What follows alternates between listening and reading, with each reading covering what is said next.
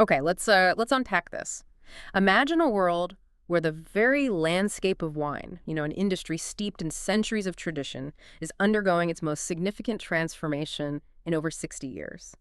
When you hear that, what immediately pops into your mind?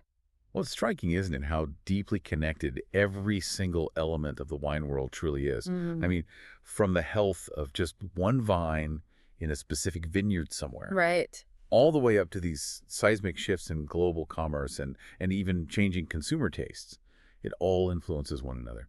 Our sources for this deep dive, they really pull back the curtain on those key dynamics, tracing that whole journey from the soil to the glass you might be holding later. And what a journey it's shaping up to be. We're going to dive into the shrinking vineyard footprint globally, which is pretty surprising.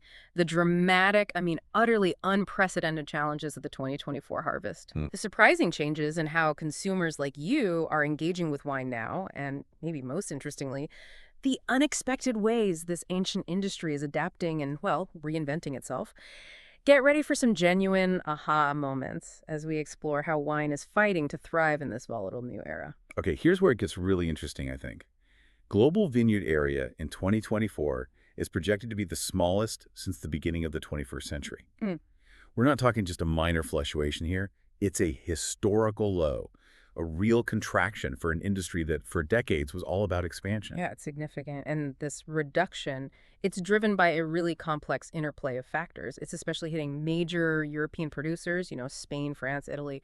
They still hold almost half the global vineyard area collectively. Wow, half. Almost. And first off, climate change is a massive deficit. We're seeing prolonged droughts that drastically reduce water availability, severe frosts that damage young shoots in spring. The worst. Torrential rains leading to widespread fungal diseases, which are devastating, and destructive hailstorms that can literally wipe out entire harvests in minutes.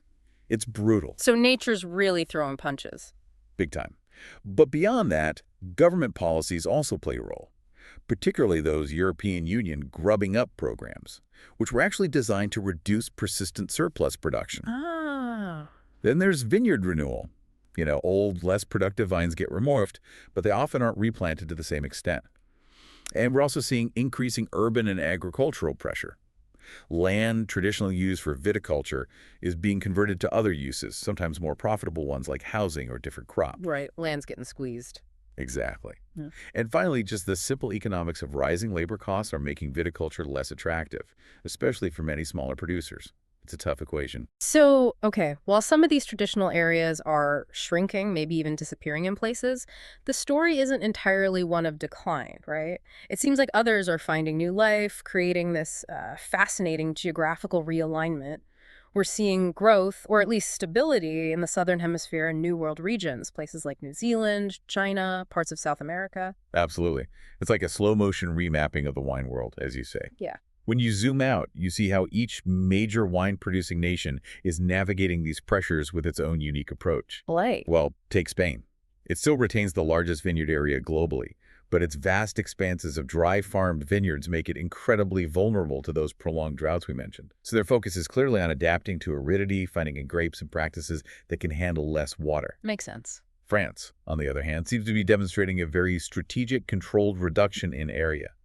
They're meticulously optimizing production for higher value rather than just sheer volume, prioritizing quality and profitability in the big iconic regions: Bordeaux, Burgundy, Champagne. Smart. Quality over quantity. Precisely.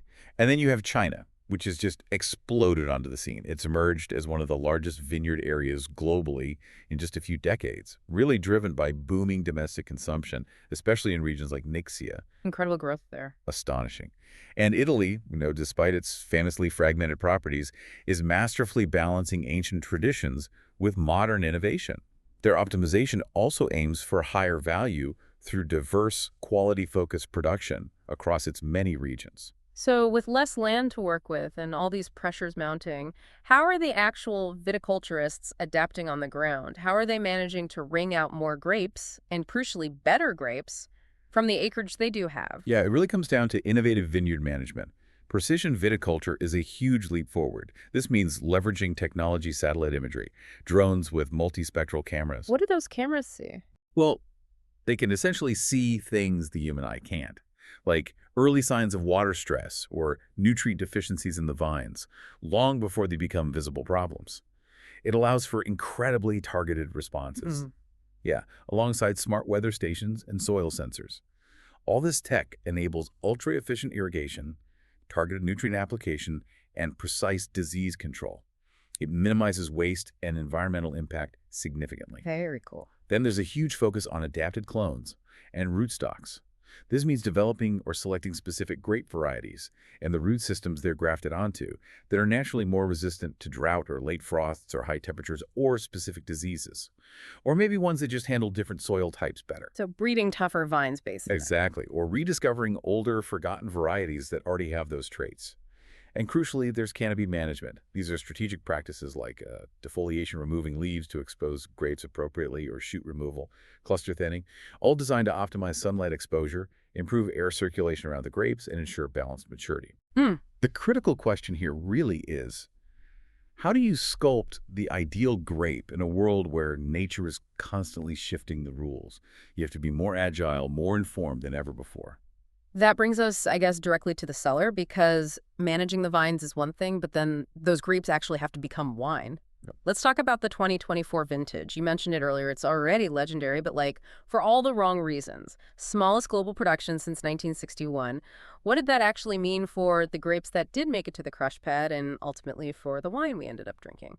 Yeah, legendary is one word for it. Dire might be another. It really stemmed from an almost perfect storm of, let's call them atypical climatic factors that severely impacted both grape yields and quality. We saw those late frosts and severe hailstorms causing massive crop losses in key European regions. Bordeaux, for example, saw significant devastation from hail in some areas. Then prolonged drought in other places drastically reduced yields and berry size. This leads to highly concentrated grapes, which sounds good, but they can be potentially unbalanced. We saw that from California to parts of Mediterranean Europe. Right, concentration isn't always... Not if it's out of balance. Conversely, in different regions, excessive rains created ideal conditions for devastating fungal diseases like mildew and powdery mildew. That can compromise entire harvests. A nightmare for growers. Absolutely. And of course, heat waves. They accelerate ripening, resulting in grapes with high sugar but unusually low acidity. This often leads to wines with higher alcohol levels and less freshness or vibrancy. Just feels heavy. So, okay, the grapes arrive at the winery, often stressed, maybe unbalanced, maybe showing these weird characteristics from extreme weather. How do winemakers adapt their craft? What magic do they pull out to still try and create quality wine from such challenging raw material? It really demands crucial adaptations and a lot of innovation in the vinification process. Acidity management, for instance, becomes absolutely paramount. For those hot vintages with low natural acidity, they might use controlled acidification, carefully adding tartaric or citric acid. Conversely, for overly acidic grapes from colder, wetter years, deacidification might be necessary, either biologically or chemically. It's all about trying to recapture that balance. Right, hitting that sweet spot. Exactly. Then for tannin extraction, if tannins are unripe because the season was difficult, they have to employ gentler maceration and pumping over techniques to avoid extracting harsh green flavors. Or, if tannins are perfectly ripe, they optimize extraction to get the most out of them. Delicate touch needed. Very. Right. Fermentation control also requires precise monitoring and adjustments. Yeast activity can be tricky with musts that have unusual sugar or pH levels. They might use specific selected yeasts that are known to handle stress better. Specialized yeast, huh? Yeah, it's a whole field in itself. And finally, strategic oak use becomes even more critical. It's about careful selection, the type of oak, the level of toasting on the barrel, the aging time. The goal is to complement, not mask, the fruit character of the wine, especially when that fruit is already presenting a unique, maybe challenging profile from the vintage. This sounds like it's not just about navigating one difficult year, though. It feels like it's about the industry's long-term survival in a much more volatile world. How are producers approaching resilience and adaptation on a broader, more strategic scale? You're right, it's definitely about the long game now. Producers are truly innovating and, frankly, hedging their bets. They're making significant investments in advanced technology adoption, everything from those smart weather stations we talked about, advanced precision irrigation systems, even physical things like anti-hail nets in some regions. Anti-hail nets. Wow. Yeah, they're expensive but can save a crop. Yeah. And drones for vineyard monitoring, giving them real-time data. Alongside that, agricultural insurance and risk management are becoming absolutely vital for just mitigating the financial losses from these extreme weather events. Yeah, safety net. A necessary one. There's also a growing trend toward terroir diversification. You see large groups and even some smaller forward-thinking producers investing in vineyards in different regions, sometimes even different countries, purely to spread their climate risk, Don't put all your eggs in one basket. pretty much. And finally, robust research and development is key, focusing on cultivating new grape varieties and clones that are inherently more resistant to heat, drought, and the emerging diseases we're seeing. It's fascinating to see how different countries are tackling this. Are there specific examples showing unique strategies or maybe recovery tactics? Certainly. Argentina, for example, is adapting by strategically focusing on high-altitude vineyards. These offer cooler temperatures, different microclimates, which helps buffer against the heat. They're also investing heavily in R&D for those more resilient clones. Going higher up. Yeah. Georgia, with its incredible ancient winemaking traditions and, importantly, its huge diversity of native grape varieties, naturally leverages that genetic diversity and its varied microclimates for inherent resilience. Some of their old varieties are proving remarkably tough. Interesting. Back to the roots. In a way, yes. Brazil presents a couple of contrasts. In its humid Sergipe region, they rely heavily on precision viticulture and careful canopy management to combat fungal pressures.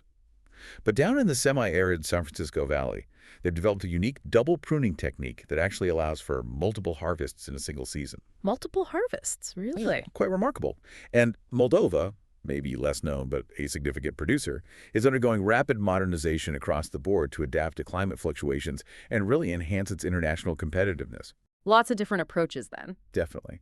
And an interesting side note here is the early optimism we're hearing for the 2025 harvest, particularly from places like Chile, Argentina, Australia, and South Africa. Oh, good news. Seems like it, potentially. It isn't just wishful thinking. Reports suggest more favorable climatic conditions so far, combined with the effects of advanced water management, strategic vineyard choices, and proactive tech adoption. It might, just might, signal a bit of a strategic redistribution of global wine production starting to play out over the next few years. Okay, so production is incredibly challenging, vineyards are shrinking, but what about us, the consumers? It turns out, globally, we're also drinking less wine than we used to. I saw that stat, lowest consumption mark since 1961. I mean, that's a dramatic shift, isn't it? It absolutely is. Yeah. A really significant trend. And this consumption decline, alongside the emergence of new habits, it's driven by a complex mix of factors. Like what? Well, first, simple inflationary pressures globally are impacting purchasing power. People are cutting back, maybe buying less wine, or opting for more affordable alternatives. Makes sense. Cost of living. Big time. Crucially, though, we're seeing changing consumer habits, especially among younger generations, Right. Gen Z, millennials. They generally show significantly less interest in alcohol compared to previous generations, often driven by a greater focus on health and well-being. The wellness trend. Exactly. There's also just more experimentation and diversification in beverage choices overall. A growing openness to new categories, craft beers, innovative spirits, ready-to-drink cocktails or RTDs, and a really significant rise in sophisticated low-alcohol and no-alcohol options. Right, the NOLO category is huge now. It really is. Wine faces strong competition now from other premium non-alcoholic beverages too, things like specialty teas, high-quality coffees, cold-pressed juices, kombuchas. Lots of choice. Tons. And finally, as we touched on, the cost of living and increasing urbanization mean that in high-cost urban centers, wine is often perceived more as a luxury, an occasional treat, rather than a daily staple, which it perhaps was decades ago in some cultures. So let's look at the big players in wine consumption. How are their habits changing? The U.S. is still the biggest market by volume, right? Yes, the USA remains the largest wine consumer by volume with a very diverse market, but its growth rate has noticeably slowed down. Okay. And what about the traditional heartlands? France, Italy. Well, ironically, despite being iconic wine cultures, both France and Italy are facing a significant domestic consumption decline, particularly as younger generations shift away from that tradition of daily wine consumption. Wow, even there. Even there. Germany, on the other hand, is a more mature market, generally stable, but typically characterized by price-sensitive consumers who are always looking for good value. So value is key in Germany. Often, yes. Although there's a fine wine segment too, of course. And what about per person? Who drinks the most individually? When we look at per capita consumption, Portugal, Italy, and France still lead the pack by volume per person. However, even in these culturally wine-centric nations, those moderation trends are clearly emerging. It indicates a broader societal shift, perhaps away from the daily wine ritual. So, okay, if traditional drinking patterns are changing so dramatically, how is the wine industry trying to engage new drinkers? How do they keep wine relevant in a world with just so many other beverage choices vying for attention? Yeah, that's the million-dollar question. They're employing multifaceted strategies for re-engagement. Wine education is a crucial piece. It's about demystifying wine, making it more accessible and understandable for a new audience. That could be through interactive workshops, simpler materials using digital influencers. Making it less intimidating. Exactly. Product innovation is also key. Developing lighter styles, lower alcohol wines, using alternative packaging like cans, bag-and-box, smaller bottles for convenience and different occasions, and promoting categories that are already popular and approachable like sparkling wines and rosé. Meeting people where they are. Right.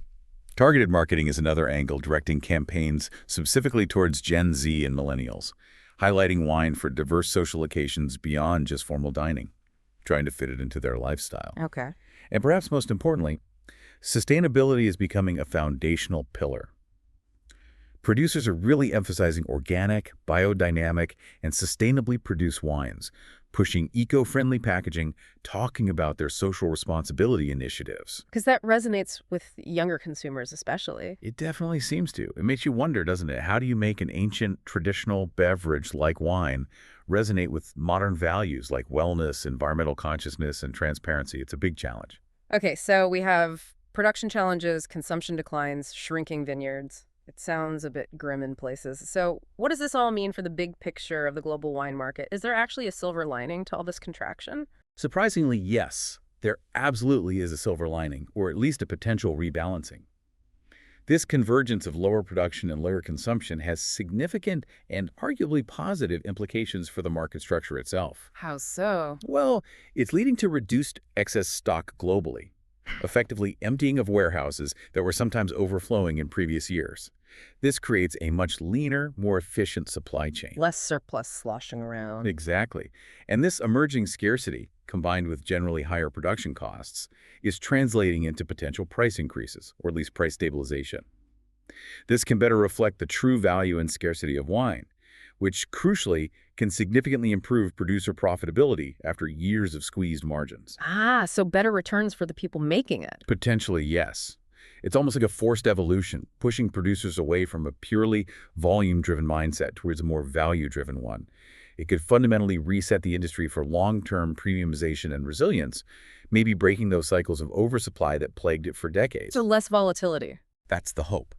This period of contraction could actually lead to a healthier, more stable market in the long run, with maybe reduced extreme price fluctuations and greater predictability across the supply chain. It's kind of fascinating how a period of decline might actually strengthen the foundations. But here's an interesting twist I saw. Even as the volume of wine traded globally has been stable or maybe even slightly declining, the value of that trade is robustly growing. That seems like a paradox. It is the defining dichotomy of the current market, absolutely. Consumers are indeed buying less quantity overall, but they are clearly willing to pay more per bottle for perceived quality. So less but better. That's the mantra, essentially. This includes a robust demand for fine wines from renowned terroirs, continued growth in organic and biodynamic wines, which often command a premium, and a burgeoning interest in collectible limited edition wines. The average export price per liter is a really crucial indicator of this trend, this valorization. It's especially true for wines with those controlled designations of origin, DOC in Italy, DO in Spain, AOC in France, which are basically legal guarantees of origin and quality, as well as for age-worthy wines and quality sparkling wines. People trading up. So when we talk about all this wine moving around the world, how does it break down? What categories are we seeing in international trade? Well, bottled wines are still dominant, definitely in terms of overall value. And within that, sparkling wines, think Prosecco, Cava, Champagne, continue to show spectacular and pretty consistent growth. They're just so versatile and have that celebratory appeal. Bubbles are booming. They really are. But there's also a rising star, maybe unexpectedly, quality bulk wine. Bulk wine. I thought that was usually the cheap stuff. Historically, yes, that was the perception. But now, Quality bulk wine plays a growing strategic role. It offers flexibility for importers and bottlers, significant cost reduction in shipping, and notably, lower carbon emissions in transport compared to shipping heavy glass bottles everywhere. So it's moving beyond that low-quality image and becoming a really significant part of the global trade equation, especially for sustainability-minded companies. Interesting shift. And who are the countries truly leading the charge in selling and buying all this wine across the world? Who are the big movers and shakers in this global market? Right. Looking at the major exporters, both by volume and value, France remains the unquestionable leader in export value. That's really propelled by its prestigious appellations. Bordeaux, Burgundy, Champagne command high prices globally. No surprise there. Not really. Italy is a giant in export volume, offering that immense diversity from everyday wines to high-value Super Tuscans and Barolos. And of course, Prosecco's become a global phenomenon, boosting their volumes massively. Italy does diversity well. Incredibly well. Spain has traditionally been the largest exporter by volume, often driven by that bulk wine trade we just mentioned. But now, Spain is actively seeking to elevate the value of its exports through significant quality investments and promoting its designated origin regions like Rioja much more effectively on the world stage. Trying to move up market. Definitely. On the import side, the USA has really consolidated its position as the largest global importer by value, and it's also one of the largest by volume. It has a huge, diverse demand for everything from premium collectibles to everyday value wines. Big thirst in the U.S. Huge.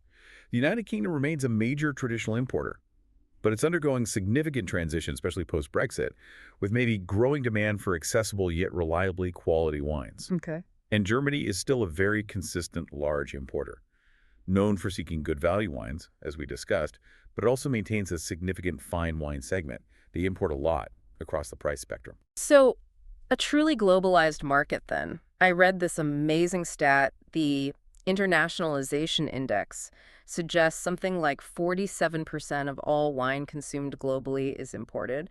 Nearly half. Yeah, it's an impressive figure. Think about that. Nearly half of the wine you might drink could be from a foreign land. When you consider how this global flow impacts both your local wine options and maybe the identity of wines made right where you are, what truly stands out to you? The implications are really profound. For you, the consumer, it means an incredible increase in diversity and choice. Wines from practically every corner of the globe are potentially available on your local shelf or restaurant list. Which is great for us. It is. But for local producers, it creates fierce competition. There's also a potential risk of dilution of local wine identity unless it's actively promoted and protected. Fighting to stand out amongst all that choice. It also means more complex and potentially more vulnerable supply chains, as global events can easily disrupt flows. Yet, on the flip side, it opens up fantastic new opportunities for emerging wine regions to find their niche, tell their unique stories, and connect with consumers on the global stage. Okay, we've definitely seen the current state and the challenges, which are, well, they're significant. Now, let's look ahead. How is the wine world actually gearing up for the future? You mentioned it before. It feels like it's all about two intertwined fundamental ideas, relentless innovation and unwavering sustainability. These aren't just buzzwords anymore, are they? Not at all. They're imperatives now. Yeah. The industry is directly facing climate change with new, proactive solutions for both viticulture and vinification. This includes, urgently, the adaptation of varieties and vineyard management. We're talking research into completely new grape varieties that are inherently resistant to heat, drought, or emerging diseases. Creating super grapes. Sort of, yeah. Yeah. Or sometimes rediscovering ancestral, autochthonous varieties, local, traditional grapes that might naturally possess these resilient traits because they evolved in that place. Back to the future again. Kind of. They're also strategically shifting harvest dates, often much earlier due to rising temperatures, which demands incredibly flexible planning and really quick decision-making during harvest. High-pressure stuff. Very. Smart water management is now absolutely crucial. Implementing those precision irrigation systems, finding ways to capture rainwater, improving soil organic matter, which naturally helps retain water. Every drop counts. Right. And, maybe surprisingly, some producers are even choosing new terroirs, actively exploring higher altitude regions or colder latitude areas, places that were previously considered unsuitable for viticulture as potential new growing zones for the future. Wow, like vineyards moving north or uphill? Exactly. It's already happening in some places. And the sustainability angle, you said it's fundamental. This isn't just about eco labels, it's about the entire life cycle, right? From the soil to the bottle. Precisely. The commitment to sustainability is becoming truly profound and, frankly, non-negotiable for many. Take organic and biodynamic practices. Far beyond just being a philosophy or a marketing angle, for many, they're becoming a necessity Why a necessity? because they're core principles. No synthetic chemicals, a deep focus on soil health and biodiversity, and for biodynamics, an alignment with cosmic rhythms, which sounds esoteric but often leads to very observant farming. All these things fundamentally build vine resilience. Healthier soils, healthier vines are better equipped to handle stress. It really makes you consider, is certified organic or biodynamic wine simply a premium choice? Or is it actually becoming essential for the vine's very survival and for achieving a truly authentic expression of terroir in a rapidly changing climate? Good question. Furthermore, there's significant investment in technologies for environmental impact reduction in the winery itself. This means investing in energy efficiency, things like solar panels, optimized cellar design to reduce cooling needs, comprehensive waste management, composting pomace, extensive recycling programs, significant water reduction through high-pressure cleaning systems, water reuse, Closing the loop. trying to, Yeah. and that widespread move towards lighter and alternative packaging, leaded glass bottles, bag-in-box, aluminum cans, all designed to dramatically reduce the carbon footprint, especially during transport. So with all these complex challenges, all this innovation happening, who are the people actually guiding this intricate ship through these uncharted waters? The role of the enologist, the winemaker, sounds more challenging and maybe more exciting than ever before. Oh, it absolutely is. The enologist of the future needs a truly multifaceted skill set.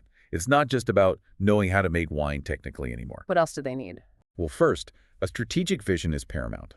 The ability to analyze market trends, understand climate impacts deeply, and drive innovation in both the product itself and the processes used to make it. Big picture thinking. Definitely. Second, a deep commitment to sustainability is essential. It's not just about the technical know-how of organic farming or water saving. It's a genuine passion for responsible practices and, crucially, the ability to communicate those efforts effectively to consumers who care more and more about provenance and impact. Storytelling matters. Hugely. Which leads to the third point. Marketing and communication skills are increasingly vital. They need to be skilled storytellers, able to connect consumers with the wine's origin, its values, its unique characteristics in a compelling way. Fourth, strong people management is crucial. Enologists often lead multidisciplinary teams in the vineyard, in the cellar, sometimes even liaising with sales and marketing. And finally, perhaps most importantly, resilience and creativity are non-negotiable. They have to adapt constantly to unpredictable climatic challenges and find innovative solutions to maintain quality year after year. It's demanding. So, when you connect all of this to the bigger picture, 2024 was undeniably a year of immense challenges for global wine. We saw production and consumption declines, vineyard area shrinking. But maybe more importantly, it was also a year that really highlighted the industry's incredible resilience. Yeah. Definitely. Yeah. Its necessary pivot towards premiumization, that surprising growth in the Southern Hemisphere, and a crucial market rebalancing that might just set the stage for a healthier, more sustainable future in the long run. And that's really the optimistic takeaway here, isn't it? Despite the hurdles, the path ahead for wine seems to be about doubling down on that sustainability, fostering continuous innovation at every single level, fiercely valuing authenticity in every bottle, finding new ways to educate you, the consumer, and embracing global collaboration. It's a story of transformation, really. So the next time you hold a glass of wine, maybe pause and consider this. Is it merely a drink, or is it actually a liquid chronicle of global adaptation, a testament to resilience in the face of change, and maybe a delicious peek into an ancient industry that's constantly, necessarily reinventing itself? And thinking ahead, what new stories will you discover in the wines of tomorrow?